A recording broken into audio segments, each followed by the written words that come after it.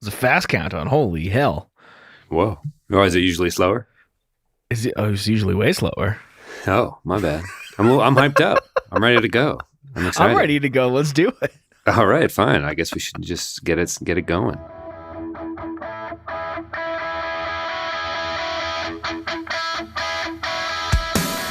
What is going on, everybody? I'm Tom. And I'm Pat.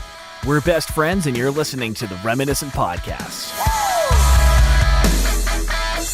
They say you can't choose your family. Well, you also can't choose which era of music you grew up in. This is a weekly show where we discuss our favorite bands from adolescence and how they continue to shape our lives today. Each week, we'll head back to the early 2000s and take a closer look at the cards we were dealt. So today I watched a YouTube video that it might be the funniest thing I've ever seen in my life. We're doing the Wheatus Teenage Dirtbag episode. Club horns, interject some club horns there in post. But we're trying to find out. I had seen the movie Loser with Jason Biggs a couple years ago because of how much I love this song alone. And of course, the music video, we'll get into this later. It doesn't take scenes from the movie, but kind of has their characters reenacting a different type of scenario in another fictional world, wearing their same costumes or whatever. But we were looking up where exactly in the movie Loser Teenage Dirtbag plays. Somebody on YouTube must know it's a reasonably Googled enough question that he wrote, this is, the very beginning of the movie Loser, but it just shows him taking the DVD out of the case, putting him in the DVD player, going to the DVD menu, hitting play, showing the FBI warning, showing the little intro from the production or from the studio, and then as soon as the first frame of the movie of this bus going down a road starts, the video stops. It's the most frustrating piece of media I've ever consumed in my entire life. And you kind of know it's coming towards the end because you're like, okay, because you can kind of see the little scrubber going along. But yeah, as far as we can tell, it's featured on the soundtrack, but stands alone, obviously, and it's not necessarily tied to the movie itself. But yeah, it's Wheatus Week, Tom. Happy Wheatus Week. Happy Wheatus Week, Pat. Yeah, you sent me that. You sent me that video, and first of all, the person that uploaded this has 10,000 subscribers, and the video has tens of thousands of thousand plays. Obviously, 90 other thousand podcasters are trying to figure out, instead of paying the $3 on Vudu on their Roku to watch Loser. It's a pretty good movie, I guess. I expected Wheatus to be way more prominently featured in the movie because of the music video, but it's not that big of a thing. You end up just watching in 90 minutes of Jason Biggs doing pretty much Jason Biggs things, just American Pie era Jason Biggs role. But anyway, yeah, what's up, man? How's it going? What are your thoughts heading into this week? Were you nervous? Were you excited? Is this a song that has meant a lot to you throughout your entire life? What's going on?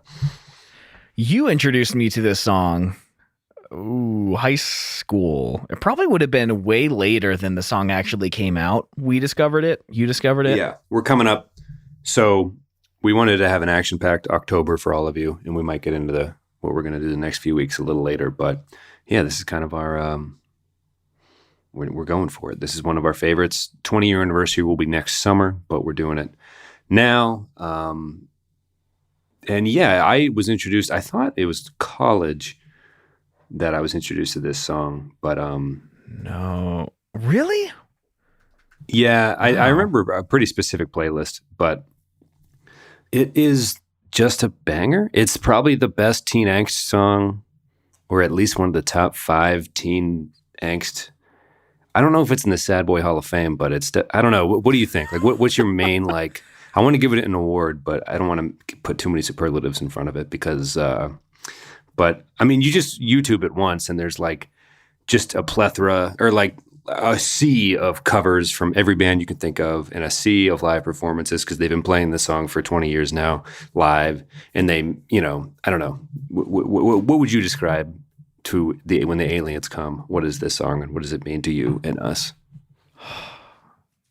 I feel like I always speak in terms of this is the best, this is the worst. The first thing I wanted to say is this is one of the best songs of all time. I'm here for it. I'm not even going to make fun of you for using. Yeah, it's it would make my top 25 list for sure of most of like easy. Not even splitting hairs between most listened to versus most favorite versus trying to be cool. It's one of those songs that's there for you, and you end up listening to it 3 or 4 times every time you go and rediscover it in your library. Almost like, yeah, it's a drug. It's a nice thing. You can just revisit it, and it gives you the same. I don't know if it's just certain songs release certain levels of dopamine or what, but this one has like it just ranks high on the feels chart.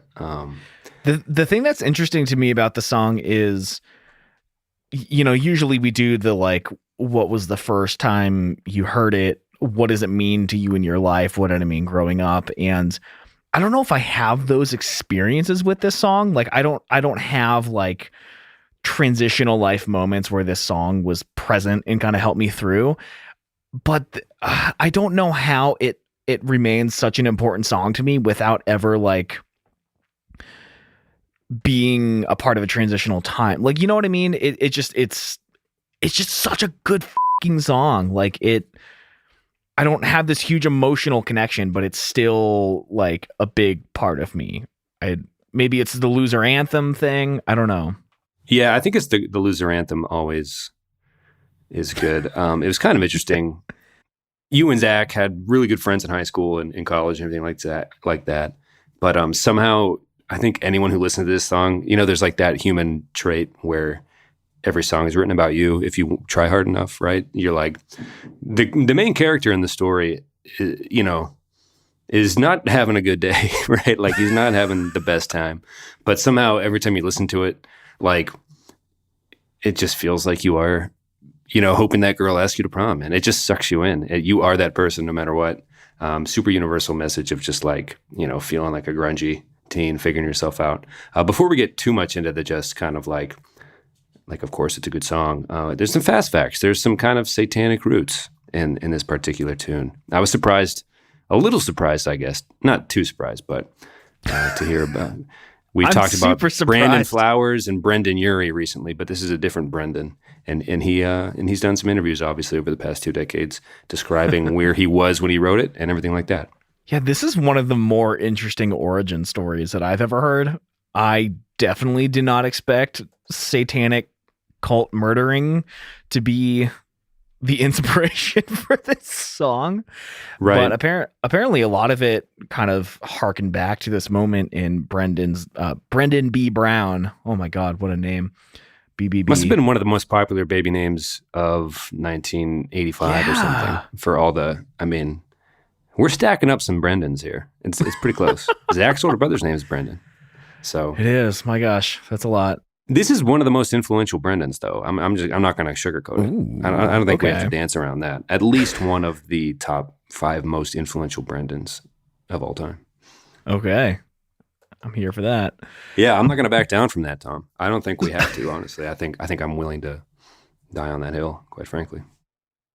So the singer Brendan grew up in Long Island, and the year was 1984. He was 10 years old, and he was playing in the woods behind his house, which already, if this song didn't relate to me enough, that's how I spent my entire, like, ages 9 through 14 in the woods behind my neighbor's house, like riding bikes, jumping over little fire pits on BMX bikes.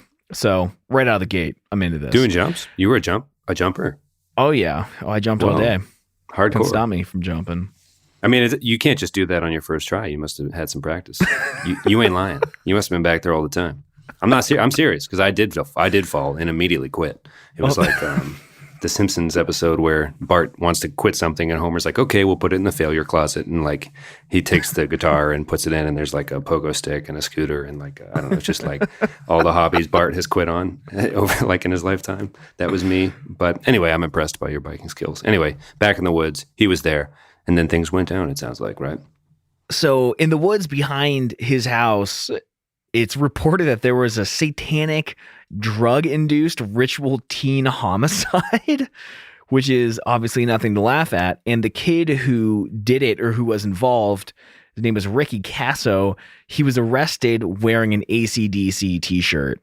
And of course, the media loves to link every act of violence to satanic rituals and bands that encourage this and that. And I guess they really railed against AC/DC, Iron Maiden, Metallica, thinking that these are Satan worshiping bands and it's going to lead your kids into murdering people. Like, there's a pretty good Stuff You Should Know podcast that covered the satanic scare of like, kind of like the constant fear that there were these roving gangs of, and I guess we were born in 1990, 1991, so we were a little late to have that have been in our stream of consciousness. I think it might have been more of an 80s thing, but yeah, kind of the notion that like there's some Satan worshipers out there. It's just kind of a known thing that you're living in a world where somewhere there's like a broken down trailer with people who are very fond of Satan in it somewhere waiting to do something terrible. But apparently there had to have been cases that fueled the fire, I suppose. But it's an interesting pod if you want to go check it out. But he didn't want to stop listening to the metal, right? I mean, he was defiant. It sounds like he grew up in a pretty backwards small town, is the way or corner of, I don't know if he was living in Long Island at the time, but his small neighborhood, people weren't very forward thinking, it doesn't sound like. Yeah. Yeah, and it was stated that he had some pretty conservative parents who, again, kind of linked him to the satanic stuff. So the whole like sing-along chorus, he claims it was an act of defiance, and he's quoted, "So when I sing I'm just a teenage dirtbag, I'm effectively saying, yeah, f*** you if you don't like it. Just because I like AC/DC doesn't mean I'm a devil worshiper and you're an idiot." Well, the other character, awesome. the antagonist in the song is a jock who brings a gun to school. So he's obviously, he paints a pretty dark picture of what like the societal good boy in this scenario would do. I guess they started bleeping it. The song was written pre-Columbine, but I guess they started bleeping it after. I had always, I guess, assumed that it was a nod to that, or like written after the fact, but came before. And by the sounds of it, he was trying to say that just because I listen to Iron Maiden, I guess obviously that he doesn't mind playing the role, but in the song, the girl's boyfriend's a dick, as he mentions. So don't judge a book by its cover, I guess, is the takeaway number one. I don't know if you want to hit some club horns. We're learning as we go here, but it sounds like a bad entry to songmeaninglyrics.com or whatever. But yeah. Anyway, sorry, I'm cutting you off, my good boy. No, I mean that's it. I think it's interesting because obviously you hear it. I mean, I searched for like really over-explained song lyric meanings.com type stuff, and no one really knocked it out of the park. I feel like what everyone said was kind of like, yeah, okay, sure. But it's obvious, like, I'm the freak and it affects my high school life. Like, I've been there, done that, right? So like, it's pretty straightforward, but having like, it's interesting how you could say like the song is straightforward, whatever, but like no one would ever assume there'd be a backstory like that one that kind of inspired this otherwise self-explanatory song. It's interesting. Like, it's really fascinating to me. And I'm glad you sent me that article because, I mean, it's hard to miss, but it's a fun one. One of the books we've been reading for the pod and background and everything, Chuck Klosterman's Fargo Rock City. He does a chapter on Motley Crue and their record Shout at the Devil. And he does a pretty funny bit where he talks about, like, people always say like this satanic scare and the metal bands, we're bringing children closer to Satan and away from Christ. But he points out that they're shouting at the devil in that song. So if anything, it's a Christian rock anthem of them trying to drive the devil away from their town, which I thought was hilarious because he kind of, and this speaks to like, I guess he was saying, people were saying, does AC/DC stand for Antichrist Demon Child or something? He's like, it's just the Klosterman thing and the way Brendan here views the bands or the music that was important to them. It's like, just kind of like laughable at times. I mean, fear is a very powerful tool, like I think as we all have been made acutely aware of in the last decade or so, but, or I guess ever, right? It always has been, always will be. Yeah. But, it's just kind of interesting how silly it can seem. But I had to laugh at sometimes those metal bands were literally battling the devil, not like hanging out with them in the back of their abandoned vans or whatever. So it's pretty interesting, the satanic worship scare and everything like that. But the song was kind of an immediate global hit, right? It's obvious, and I guess we can just keep gushing later, but it was pretty big in Australia, a place they've since toured pretty extensively. I mean, in the last 2 decades, right? Like it just blew up around the world. Yeah, it was number one in a lot of places. I mean, apparently they just like recorded it in one of the band members' mom's basement. And it was the first song that they ever put out. And they said like they were jamming in the basement one day. They put the song out and then they had record labels fighting over them. And they just like exploded. Like, again, we talked about the Killers starting with Mr. Brightside as like the first song they ever wrote. Right. And now we're going to Wheatus, who puts out Teenage fucking Dirtbag as their first song. Yeah. We wrote the blog we wrote to accompany the episode last week was basically a quick reminder that none of us, like if you've ever tried to do anything, today's a good day to feel really awful about yourself, because sometimes people do terrific things on the first time they get into a hobby. And yeah, I think I want to start a band. Mr. Brightside, Teenage Dirtbag is like the first thing that comes to your head. It's like, what the man? That's so wildly unfair. Obviously appreciative of the art, but it doesn't happen like that for every band, but that's a good first one, I guess. Right? Yeah, God. So it did, super well in Australia. It was certified triple platinum, which in America, that would be 3 million. I think they like weight it on the population. So it was, I think, less than 1 million down there. But it became the second best-selling single of the year 2000. Which, like, how did I miss this? I know I was 9, but how did I miss this? It also reached number 2 in Ireland, Germany, and UK, where it was certified platinum in 2013. It sold 5 million copies worldwide as of 2014, so they've had 5 years to do some pretty good work. And apparently, it charted well in, like, every single country except France and Italy. And when I heard that, the first thing I heard of was Dumb and Dumber. I don't know, Lloyd. I heard the French are assholes. Like, how could the French not love this song? I don't know, man. Maybe because they're allowed to drink wine at the dinner table, like in their early teen years, so they never have to feel really like they're accepted and treated like adults, like, which is probably good for their psyche, so they never feel alienated. It's probably actually a really healthy way to raise kids. Not never mind. Just flashbacks to 5 o'clock dinners. But yeah, no, I guess that would be if I had to guess. But yeah, it sounds like at least a large percentage of the world was pretty quick to relate to the message of being an outcast. What do you know? But maybe we're not so unalike, Tom. Maybe we're not so different, you and I. You know what I mean? But yeah, any more fun factoids for this little Yeah, tale? I mean, there's one that a lyric that confused a lot of people, and I remember Googling this like a year ago because, again, we've mentioned it a few times. I'm not like the lyrics guy. I don't really pay too much attention to lyrics. But when he said he drives an IROC, I thought for a while he said he drives and I walk, meaning like I don't have a car. He has a car, so he's cool. But in IROC, apparently stands for International Race of Champions, and it signifies like this special edition Chevy Camaro Z28 that was produced in the 80s.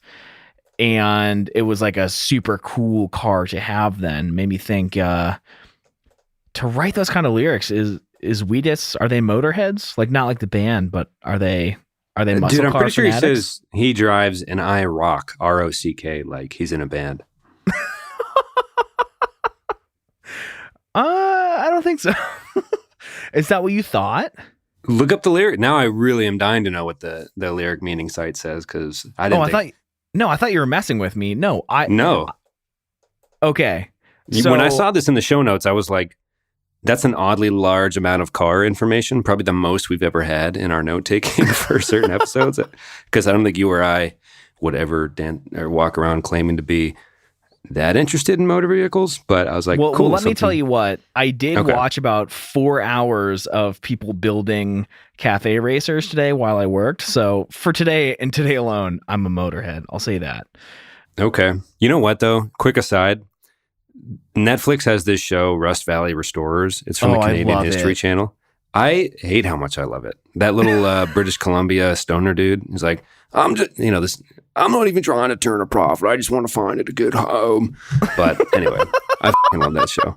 It's the most reality show of all reality shows, but it's Canadian, so that gives it a cool pass, and I love it. I guess maybe I like cars. I don't know. All right, so the IROC thing. This to me is what kind of makes it stand out a little more. When I read that it was a Chevy Camaro, again, I'm not a car guy, so I don't know how my brain put that together, but I was like, isn't that what Billy drove in Stranger Things? I thought I recognized a Camaro. I don't know how, from the 80s, but it seems like a classic bully car, the Camaro. It's like the cool guy. So okay. I think it's fitting that he would say IROC, which is, again, so weirdly specific. So you're not guessing. You 100% through research believe this to be true on the lyric? Yes. Okay. I disagree. Even though you've put a lot of work into this, I'm just going to blindly not listen and say you're wrong. And he rocks and he drives. It's he's just describing the difference. One of them does bring a gun to school. The other does not. And that's a pretty bold, the way he describes the bully.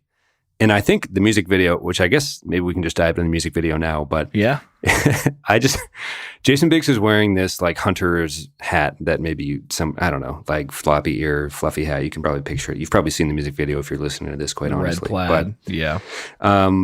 But throughout the music video, people are walking down the hallway of the high school and just putting the L on the forehead and just throwing garbage at him. Like the jock throws a piece of garbage at him. Like between that and the firearm lyric and everything, it's they're not leaving a lot of nuance in terms of like, you're not rude. He's definitely the bad guy. Like, I don't know, is he going to end up, who's the hero of this story? It's not super complicated, like almost in an over the top way. If I had one complaint, I don't know. What do you think? Throughout the music video, people are torturing, almost physically abusing Jason Biggs, and then one crumpled up piece of paper gets thrown in his direction, and the girlfriend she bails. She's like, "All right, this is enough." After like, I don't know, pretty egregious stuff. I thought, I don't know, it's interesting. Took her a while to get pissed off about the piece of paper. It's a 2000s movie. 2000s or I guess it wasn't. I haven't seen the movie Loser, which I was going to try to watch it for some research today. I got super busy. You said it might not be. Well, they're young adults in the movie. They're not in high school at all. Like there's no prom. There's no, it's just a song on the soundtrack that doesn't really define or help the movie too much. Like, to be honest, the movie hinges a lot on the cameo from Everclear. Like, they, I guess it's cool because she and he go to a show together. So, 2 tickets to blank, blank, blank or whatever. But it's an Everclear show, and she makes a joke about saying like, yeah, it's like sad or angry at your dad music you can dance to or something, And so, but he works at like a vet clinic or something, and she's dating the professor, and they're in college, and they're in New York, and he has that stupid hat, and his roommates are like, oh, you've got a lot to learn. I don't know. We'll put the link to the trailer in the show notes or whatever. But it's not good. But they were so loosely related anyway. It makes the music video that much more strange because they are their characters from the movie, presumably in the video, but in high school. I don't know, because they're wearing the same costumes, but they're just different people altogether. So I'm wondering what the thinking was behind the music video at all, because it's only related in very specific ways, kind of only Jason Biggs' hat. Mm-hmm. But it is a dream sequence altogether, the whole music video. So I don't know. I just have a lot of questions for you, Tom. I'm nervous about the music video because I just want it to be overly positive the whole way about this song because it's so terrific, but kind of a head scratcher in terms of how this came together. So in our like Google Doc, when we, take notes for the episode, I wrote, is this basically a trailer for the movie? Like, are they just taking scenes from the movie and then splicing the band in it to make it seem like they're at the same place at the same time? And you said no, they filmed these shots for the music video. Right. In the movie, there's no like blonde-haired jock. There's like a grizzled, handsome mid-40s professor that she's dating, and they're in college, and it's just, it's weird that they filmed it the way they did. Like, it should have been, if it was a promotional thing, like they probably just should have taken clips from the movie. I feel like that's been done hundreds and hundreds and hundreds and hundreds of times. It was just bizarre that they were like, no, they're the same, but they're in high school now, and jocks are going to throw trash at them. But it's, I don't know, it's odd. But he wakes up on a staircase, so maybe it is just a dream sequence. I guess you can veil, it's under the veil of a dream sequence, so it can mean anything, I guess. Maybe he's dreaming that he met this new girl, and maybe it's like a little DVD bonus feature that we're in our brains, we're supposed to separate them in a very specific way. I'm not sure. Well, yeah, maybe that was like their cop out for being like, you know, they filmed half the video and one person was like, wait, this doesn't make sense. And I'm like, f it, call it a dream, you know? But what's so confusing to me is music videos are expensive, and they were definitely more expensive back in the day. So when you look at this as a collaboration between the band Wheatus and the production team or the marketing team for the film Loser, I wonder what the money situation looked like, because who was helping out who? I don't think Wheatus paid the cast members of Loser to be in their video, and I doubt they paid for like the rights of their likeness. Well, it definitely, you mentioned like, and there was only, you know, we tried to look up as much as we could, but it feels like a rush job, right? Like it went from basement recording to what movie soundtrack can we shove this into? Quick, Biggs probably still has the hat, film it, let's get something out. Or I don't know, like it makes little enough sense that you could just picture someone trying to piece this together, because it was probably obviously the biggest song in the world very quickly. So they were like, let's just get them as many places as we can. We'll figure out, it's a dream, who cares? You know, I don't know. You know, kind of like, let's just pump this stuff out and ride the wave while we can or something. Well, it's just, it's confusing to me because like, so my thinking was Wheatus wanted a well-produced music video. They figured they could ride on the back of the Loser marketing team by basically making their music video a commercial for their movie, which has been done before.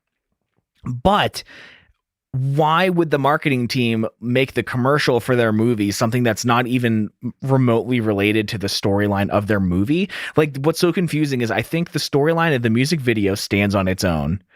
Loser is unrelated, so why would they try to mash the two together? Why wasn't this an Everclear music video, since they were the one that was in the band? Like, which, by the way, their live performance in the movie of So Much for the Afterglow deserves an episode on its own, I would just say.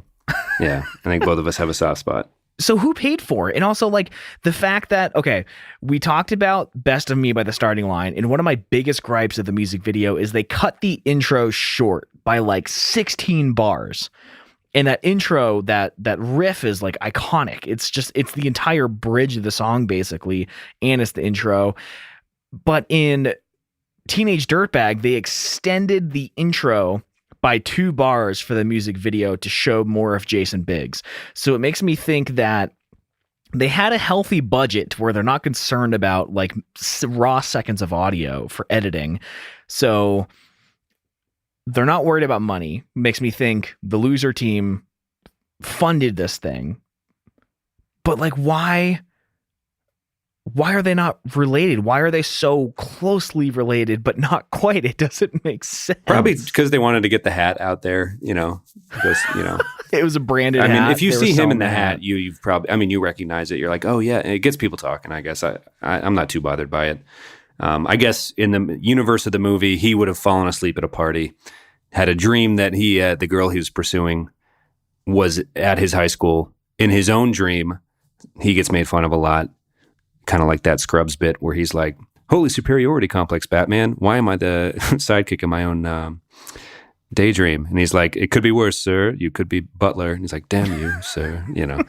But anyway, so he has a big complex there, I guess. And then he goes to prom. He's wearing a pretty fluffy 70s era shirt, making it more dreamlike, I guess. Yeah. Anyway, it's strange and rushed, probably a rush job. I think there's more pressing issues at hand. The wardrobe of the band in the music video. Sure. And I think there's a lot to be. I'll say this, and we've been dancing around. This is kind of the main point I wanted to make this entire pod. Is wearing a bucket hat in your first ever music video the most punk thing you can do. And I mean that seriously. Well, we've had conversations lately about, is punk looking like punk, or is punk doing whatever the you want? It came up in the Avril Lavigne episode. There's a Starting Line music video episode for Best of Me, by the way. But in the Avril Lavigne episode, people were making fun of her or ragging on her for writing different music late in her career. And she's like, it's punk to do what you want to do. And I don't care about what you have to say, basically. And she was right? Honestly, the whole thing is just like counterculture. And it's not a counterculture if you're going and dressing a certain way, et cetera, et cetera. So, and I mean this, clear eyes, full hearts, can't lose. He might be the most punk figure in the early 2000s music based on what he wore in that music video alone, because he has like the same jersey, different. It's like, here's another Dumb and Dumber reference. When they buy those gaudy tuxedos and they're light blue and orange at the function in Colorado, that's the colors of the jersey he's wearing in this music video. It's the same shirt, but in different scenes, he's wearing the same like outfit, but it's the same bucket hat, and it matches both perfectly. And if you look at some of their other music videos, he doesn't quit on the bucket hat look. It's a mood. If I may be so bold as to steal from the Twitter vernacular, but it's a whole ass mood, man. And I'm here for it. I think he pulls it off. It's definitely a statement. And I think, going back to his previous statement of being, F you, if you don't like it, you're an idiot. Yeah. So let me back up. That book, Meet Me in the Bathroom by Lizzie Goodman, talks about the Strokes, blah, blah, blah, blah, blah. Cool bands, quote unquote cool bands, blah, blah, blah, blah. There's a reference to Wheatus in that book. The rock revival bands say they're frustrated because all these record execs wanted to come in and say, we need a big sing-along chorus like Teenage Dirtbag or something, right? So it was on even their minds, obviously. It was so huge. And it's almost like there's an air of judgment as to what Wheatus is and what the song is, right? But if you look at why he wrote it, just to piss off the people in his hometown, he did the girl voice in the song to piss off, he said there were some homophobic people that went to his school. So he's like, I'll sing like a girl because, it was basically he was trying to upset people in his town. And then his life changed forever after recording it in a friend's basement or whatever, right? As the story goes, whatever.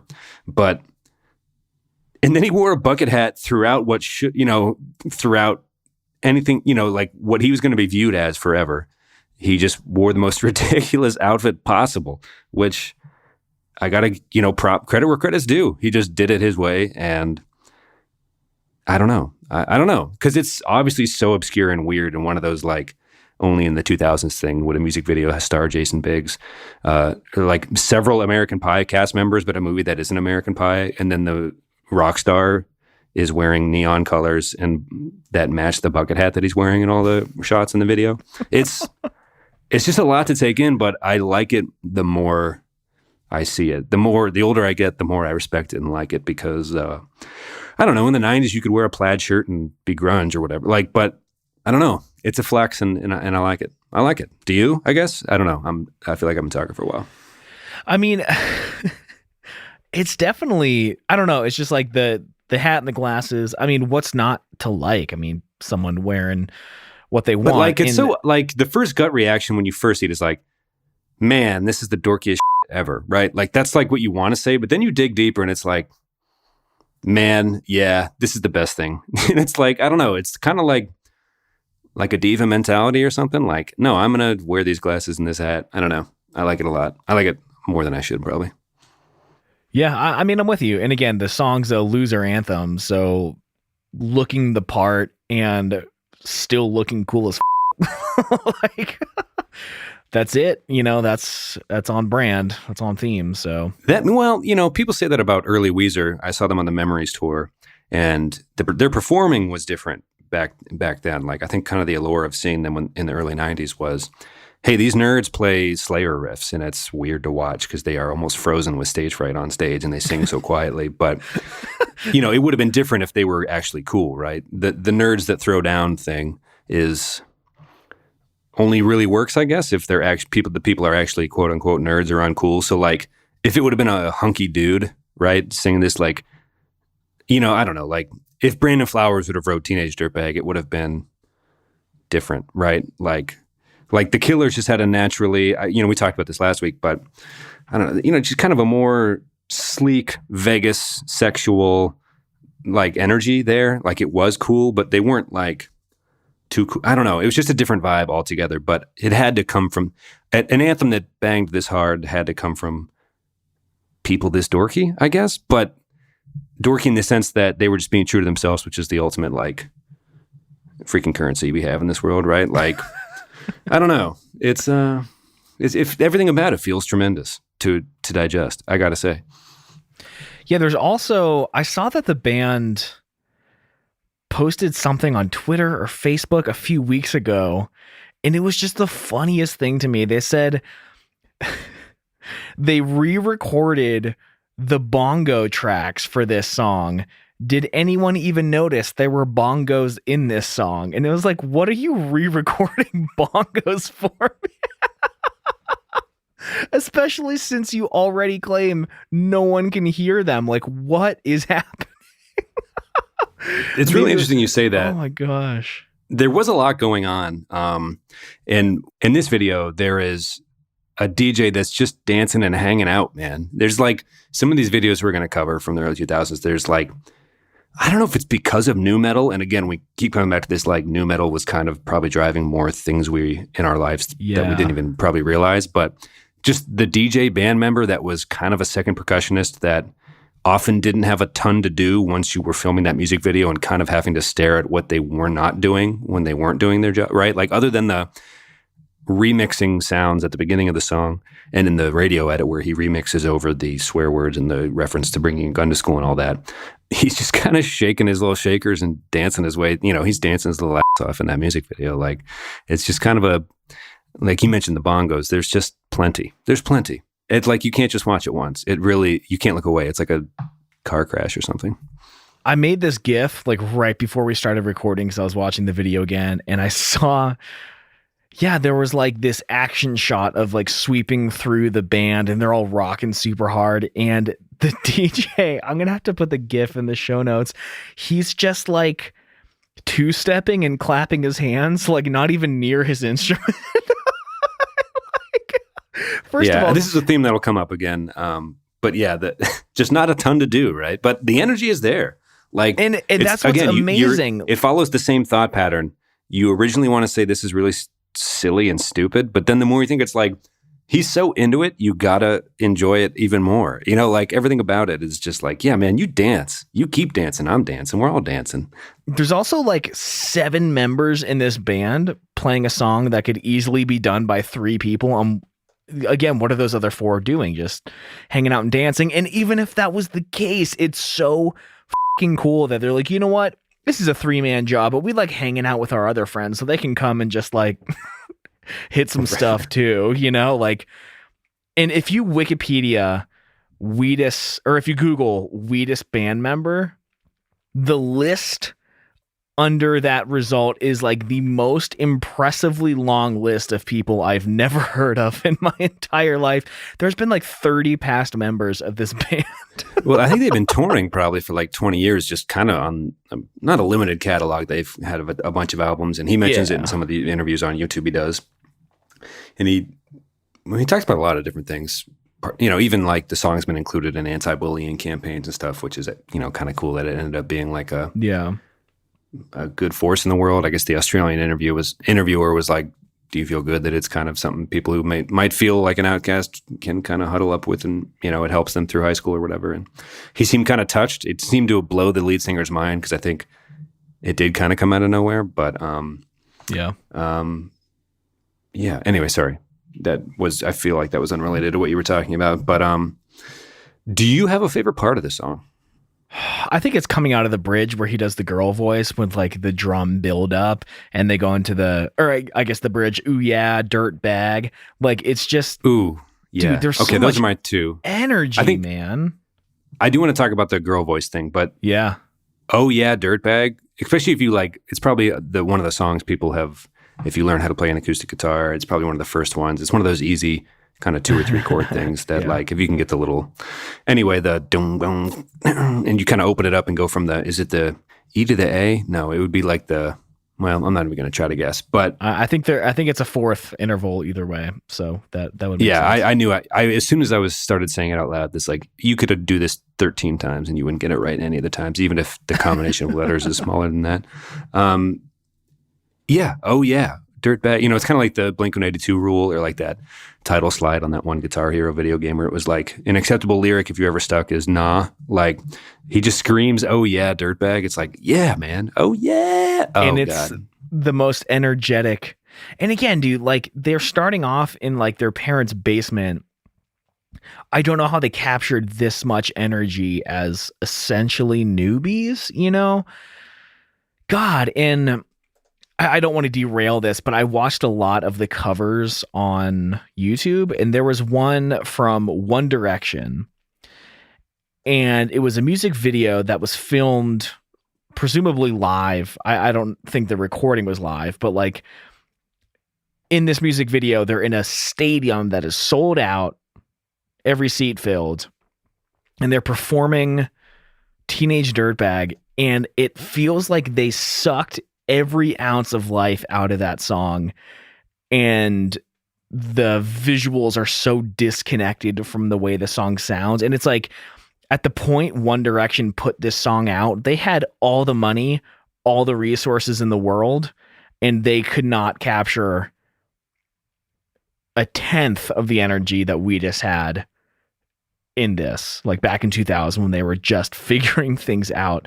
It blows my mind, man. I mean, again, I don't really have much else to say other than like this song is fucking great.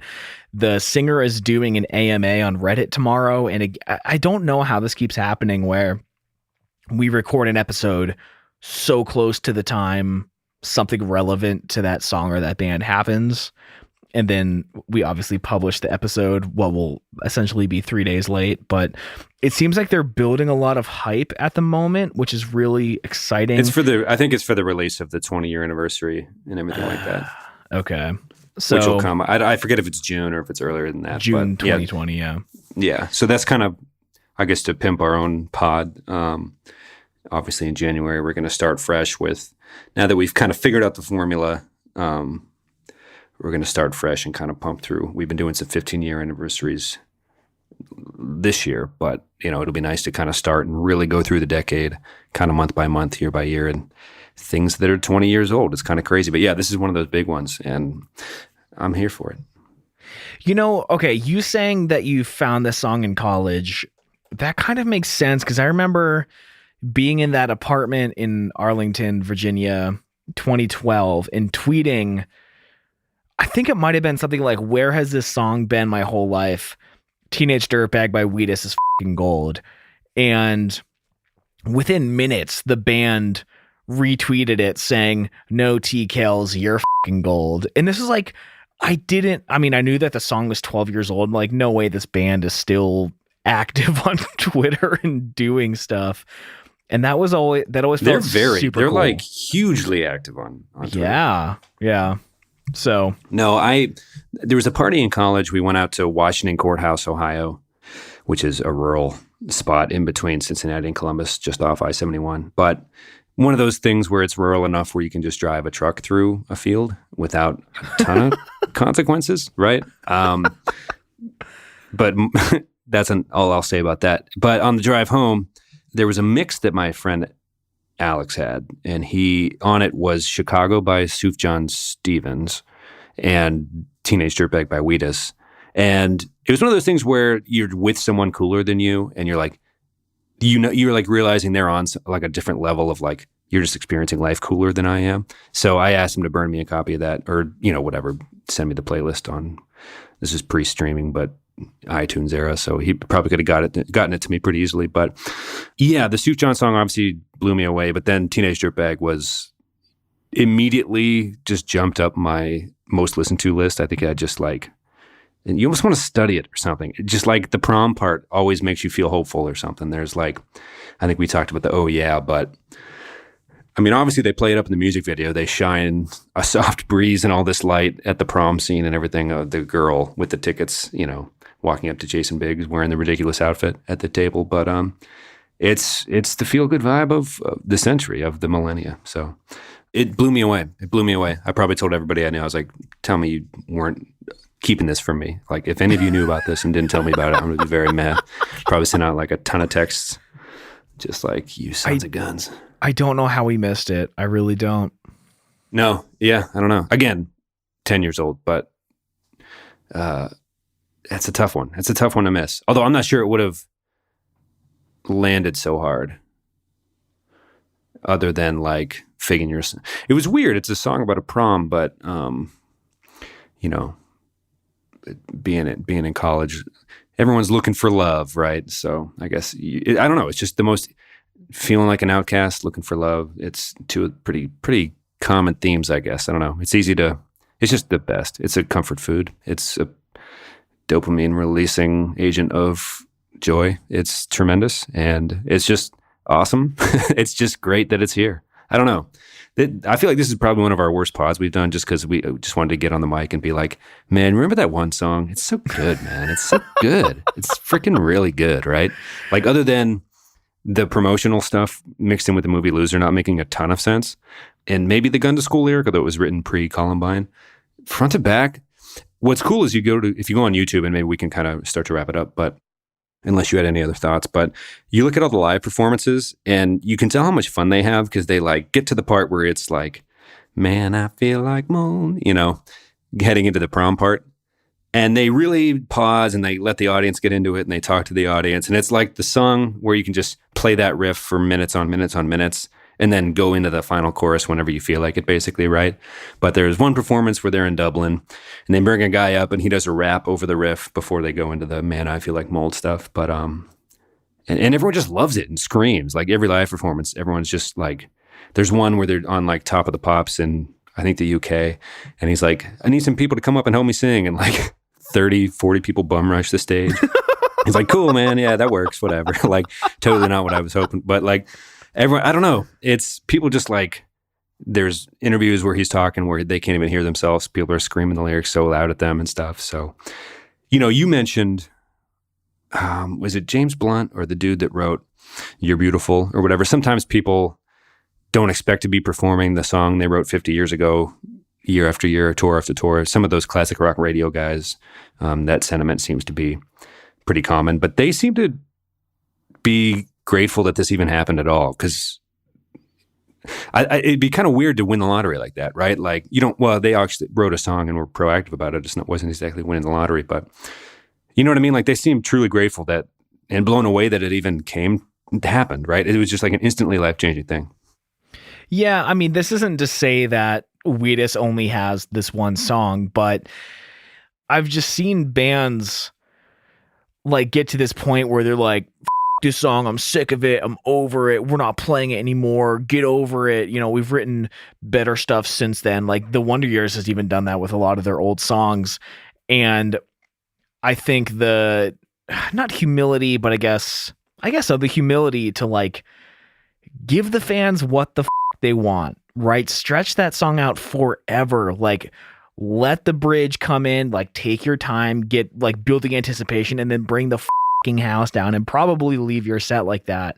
And like, if they bombed every song before that and they like rip that up and really get the crowd, like, look like they're having fun, like, are happy to be there performing this 20-year-old song in front of people who are dying to hear it because they've loved it for every second of the past 20 years, like, that speaks so loudly to like who the band probably is. Just like super grateful that they're doing what they love, and that I love it. I really do. Yeah, it came through in the Killers episode we were talking, where their parents were service industry people in Vegas and would complain about famous people not tipping well or being seeming ungrateful for the riches they had kind of stumbled into and kind of being jaded by the whole thing. And they didn't want to be like that. It seems like it kind of, when we're researching these bands, it kind of becomes clear. But, you know, they seem like genuinely, I don't know. Well, yeah, you said it, so I won't just repeat what you just said. But they seem great. Everything about it is just it's nice. Yeah. Let me wrap it up with this article from the Hard Times, if you don't mind. Yeah, please do. The headline is, "So you loudly pronounced Sufjan Stevens wrong in a record store. Here's how to leave town and start a new life." because every time you say Sufjan, Oh, is it soft J or a silent J? Sufjan. Well, now usually if there's a word that I can't get right, I'll say every version of it I can think of while saying it. So like gyro, euro, hero, stuff like that. But just to cover my bases before other people get a chance to talk. But yeah, for some reason, apologies to Sufjan, Mr. Stevens. There was some Sorry to onion call thing. you out. I just thought, No, yeah, you should. I thought the Please, article by all was means. so funny. There was another like satirical thing that was talking about like there was a simpler time back when you thought he was really going to write an album for every state because he did Michigan and Illinois and everything like that, but obviously slowed down. But anyway, yeah, I think we're there, man. We're there. Well, let's give our song of the week and get out. Fine, let's do it. John. So mine is not a new one. It's a band that I've listened to off and on, but have never fully dove in headfirst into them. But the song Secrets by State Champs, I mean, it's so, I don't know. I think they're a unique brand of pop punk. It's almost like if Newfound Glory and 4 Year Strong, had a pop punk love child. It's super good. The vocalist has an insanely strong voice. The guitar tone rips. And there's a really funny Matt Damon misheard lyric in this that just is a part of the culture now in that little tiny subgenre. So Secrets by State Champs. Everyone in the world has already heard it, but there you go. What was the spaghetti song you showed us a couple weeks ago? Ooh, Hate Me Sometimes by Stand Atlantic, and I'm seeing them in 24 hours. Nice. I'm excited. It's been a good one. I haven't been doing the music stuff too much lately, so I'll just say that, hey, that was my song of the week too. And then, but if you're following along at home with our unofficial book club, we've moved on to This Band Could Be Your Life, stories from the indie underground from 1981 to 1991, and Retromania by Simon Reynolds. So, yeah, we're learning something every day, folks. Today was more of a celebration of just a song that friggin' is great. But yeah, tell us what your favorite part is. Hit us on Twitter at _reminiscentfm. It's probably where we're most active, but Tom also creates a very beautiful, not aroma, that smells, a beautiful presentation on our Instagram page, Reminiscent Podcast. So go check it out. He does a lot of good design work. He's a freaky talented designer, but he's too humble to probably tell you that. But he is very good. You should go check it out. It's called branding, Pat. He's the brand boy. I'm the finance boy. He's the brand boy. Yeah, that's the delegation. Kidding. I forget what episode the TD Ameritrade debacle is on. Maybe we'll have to re-air it for one of our holiday episodes or something. But a couple interview debacles that we're working through the bits as well. That'll probably come up at some point here. So. But yeah, this has been nice. It's nice to chat. We got a couple exciting ones coming up. October is going to be a fun month. Yeah, we have the next 9 weeks planned out, so it's going to be fun. So, check out the show notes for this episode, reminiscentpodcast.com/episode/140. We've been putting out articles with every episode as well. That's kind of supplemental adjacent to the episodes. So we're just trying to put some more fun stuff out there. So find us there too. We'll post them on Twitter. Right. Lately, we're cooking up kind of a series on the best rock album Grammy Award from 2000 to 2010. So I don't know how many parts it's going to be, but we've been kind of researching and writing some stuff about that'll probably be the supplemental content for a few weeks here as we kind of sort through what a mess it all was and usually is, which is no surprise. But there's been some silly circumstantial stuff that is worth exploring. So that's pretty exciting. Yeah, we're kind of a multimedia conglomerate at this point. I think conglomerate. I wasn't going to say conglomerate, but I think it's close to conglomerate. My geology, middle school geology is a little rough. Certain types of rocks, but conglomerate is probably. This is where Zach would come in handy. He is no longer on the show. He's been working on some music that might surface on these episodes in the coming months as well. But yeah, thanks for joining us, everybody. And all right. Nice to talk to you, and I love you, man. I love you, Wheatus. Yeah, I love you too, dude. See ya. Hey, everybody. Thank you so much, as always, for sticking through all the way to the end of this episode. You can find the show notes at reminiscentpodcast.com/episode/140.